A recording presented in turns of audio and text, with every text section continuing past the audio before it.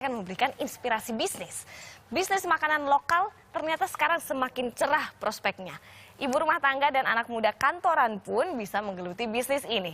Kita mulai cerita inspirasi bisnis pertama dari seorang ibu rumah tangga yang membuat usaha rendang kemasan yang ternyata omsetnya adalah ratusan juta rupiah.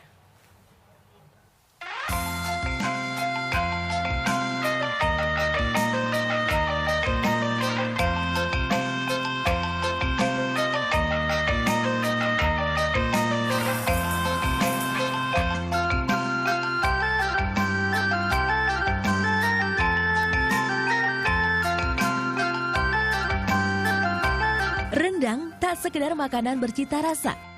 Keunikan rendang menjadikannya sebagai warisan budaya Nusantara dari Tanah Minang. Budaya turun-temurun ini begitu dicintai Mary Asrin. Meski telah hijrah ke Jakarta, namun keluarga besarnya di Sumatera Barat tetap rutin marandang atau membuat rendang. Setiap bepergian, Mary selalu membawa rendang sebagai bekal makanan. Inilah yang menjadi cikal bakal bisnis rendang kemasan. Usaha ini dirintis sejak 2010. Rendang dimasak secara tradisional dengan resep dari nenek moyang di Payakumbuh, Sumatera Barat. Setelah dimasak, didiamkan sehari, dikemas, lalu dikirim ke Jakarta.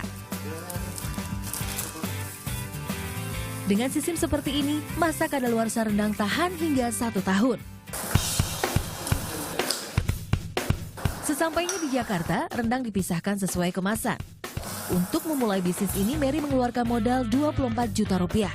Digunakan untuk membeli bahan baku, kemasan, mesin, hingga menyebarkan jaringan pemasaran. Dalam 1 bulan, kapasitas produksi rendang Uninam bisa mencapai 1 ton.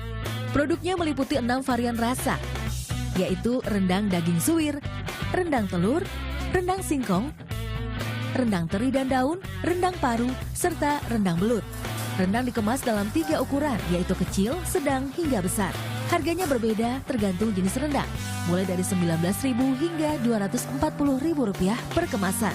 Aku punya konsep itu waktu itu bagaimana rendang dibawa traveling. Terus aku juga berpikir bagaimana kalau rendang itu kita kemas bisa menjadi parcel. Bagaimana kalau rendang itu mudah dibawa ke kantor atau ditaruh sudah makan bisa dipakai. Nah disitulah aku berpikir bahwa rendang ini harus yang menikmati itu harus enjoy gitu.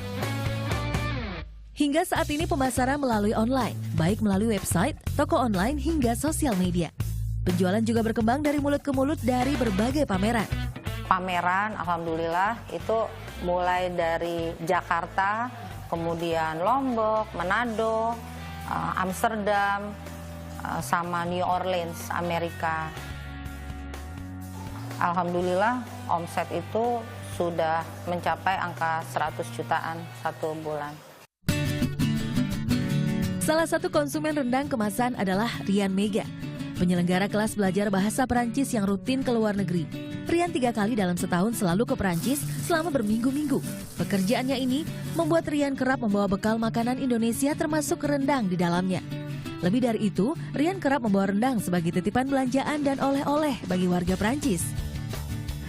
Kalau oleh-oleh saya berikan kepada orang Perancis yang buat mereka taste-nya itu kena, itu eksotik, rasa rendang ini eksotik. Jadi dengan kemasannya cantik, layak untuk diberikan oleh-oleh. Selain Rian, Wellesley dan keluarganya juga begitu menyukai rendang kemasan. Ini adalah makanan yang lifetime-nya panjang. Nah ini yang akhirnya bikin kita surprise. Loh kok ada ya bisa tahan sekian lama. Lebih dari sekedar masakan khas dengan kearifan lokal, rendang bisa tampil lebih cantik dan praktis melalui bisnis rumahan. Anggi Yuniarti, Ari Nugraha melaporkan untuk NAN.